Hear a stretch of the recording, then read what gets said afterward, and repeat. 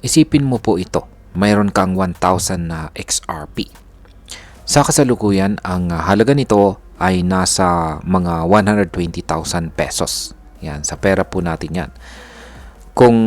At yan ay kung ang presyo ni XRP ay nasa $2.20.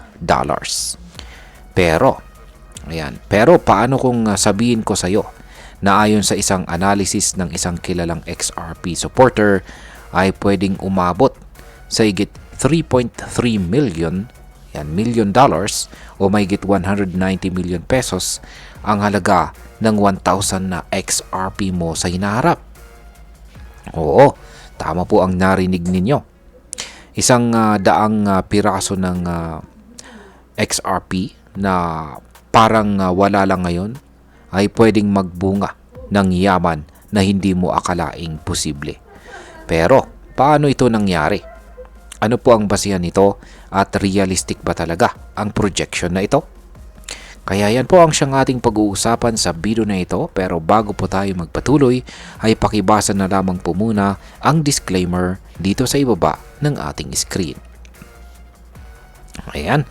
Sa ngayon si XRP po ay nasa presyo na $2.20 at sa panlabas na itsura parang mataas na ito, lalo na kung ikukumpara po natin sa mga panahon na nasa 0.30 lamang po ang kanyang presyo.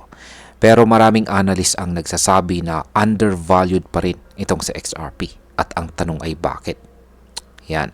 Dahil sa kanyang growing utility sa global payment system. Yan po ang dahilan. Hindi lang siya simpleng token.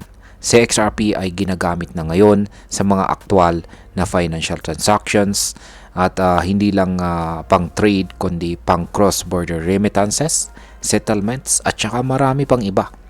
Kumbaga, habang si Bitcoin ay tinuturing na digital gold, si XRP naman ay parang digital rails para sa global finance. Ngayon ay ano po ang mga dahilan kung bakit maaring tumaas pa ang presyo ni XRP? Ayon po sa XRP community figure na si The Five Bears, ay may ilang malalaking dahilan kung bakit may potensyal si XRP na tumaas ng todo ang kanyang presyo. Una ay lumabas po sa mga court documents na mayroong mahigit 1,700 na non-disclosure agreements si Ripple sa mga bangko, tech companies at saka payment platforms. Ibig sabihin ay nakikipag-usap na pala si Ripple sa mga higante ng industriya ng palihim. At kung sabay-sabay po silang mag-activate ng mga partnerships na yan, siguradong lalawak po ang paggamit kay XRP. Ikalawa, mismong si Ripple CEO Brad Garlinghouse ang nagsabi na posibleng si XRP ay mag-process ng 14% ng kabuang volume ng SWIFT sa loob lamang ng 5 taon. Ayan. Ano nga ba ang SWIFT? Sa mga hindi po nakakaalam ay ito ang network na ginagamit ng halos lahat ng bangko sa mundo para magpadala po ng pera internationally. Ang volume nila kada taon ay umaabot po sa $150 trillion. So kung 14% po niyan ay mapupunta kay XRP, yan ay higit $20 trillion kada taon. Ngayon ay ano pa ba ang mga market na maaring pasukin ni XRP? Hindi lamang po dyan nagtatapos ang kwento. Ayon pa kay The Five Bears ay may potensyal pa si XRP na pasukin ang global derivatives market. At alam mo ba kung gaano kalaki ang market na yan? Ito po ay nasa $1 quadrillion. Oo, quadrillion po yan. Yan ang kabuang halaga ng lahat ng mga financial contracts, gaya po ng futures, options, swaps, at saka iba pa. Isipin mo na lang kung kahit maliit na bahagi lang ng market na yan ang mapa sa kamay ni XRP. Bukod pa dyan, ay na-link na rin si Ripple sa DTCC, isa sa pinakamalalaking clearing and settlement firms sa buong mundo na may annual processing volume na higit $2 quadrillion.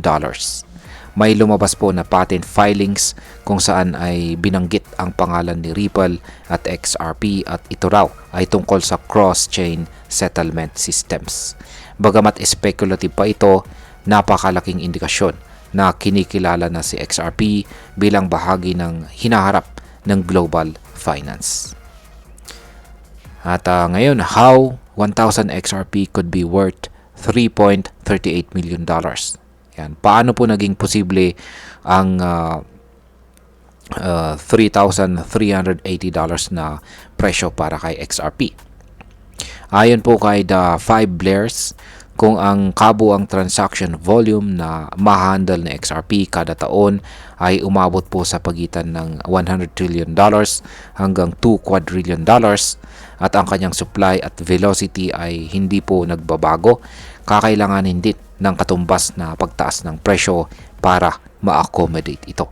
Sa simpleng salita, kung 1,538 na beses na mas malaki po ang volume na dumaan kay XRP, dapat ang presyo po niya ay tumaas ng 1,538 times mula po sa kanyang presyo na $2.20.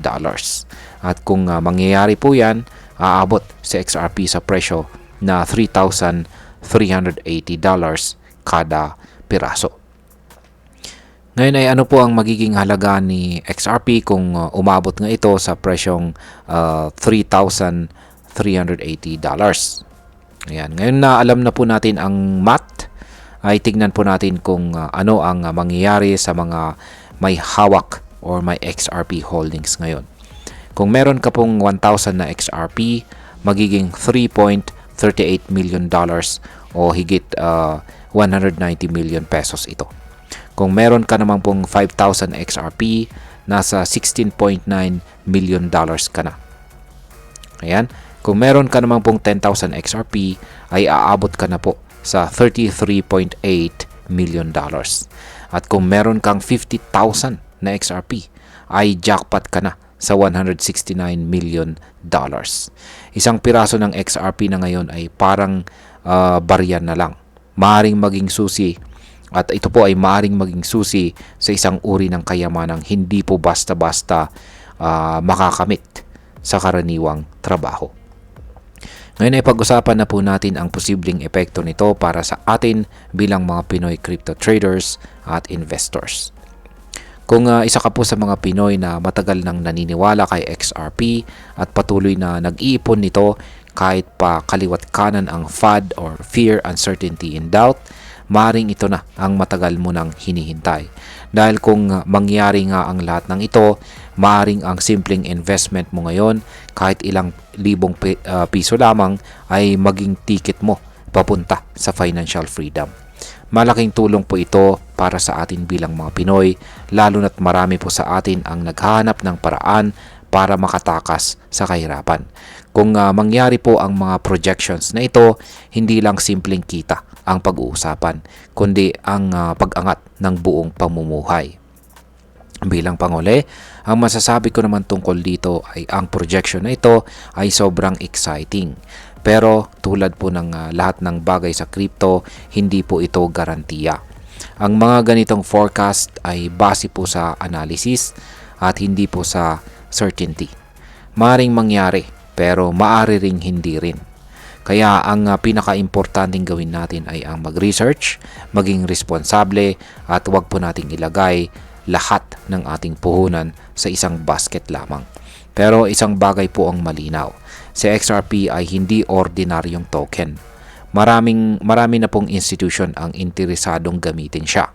At kung tama po ang direksyon ng development, maaaring balang araw ay masaksihan po natin ang isa sa mga pinakamalaking pagsabog ng halaga sa mundo ng crypto.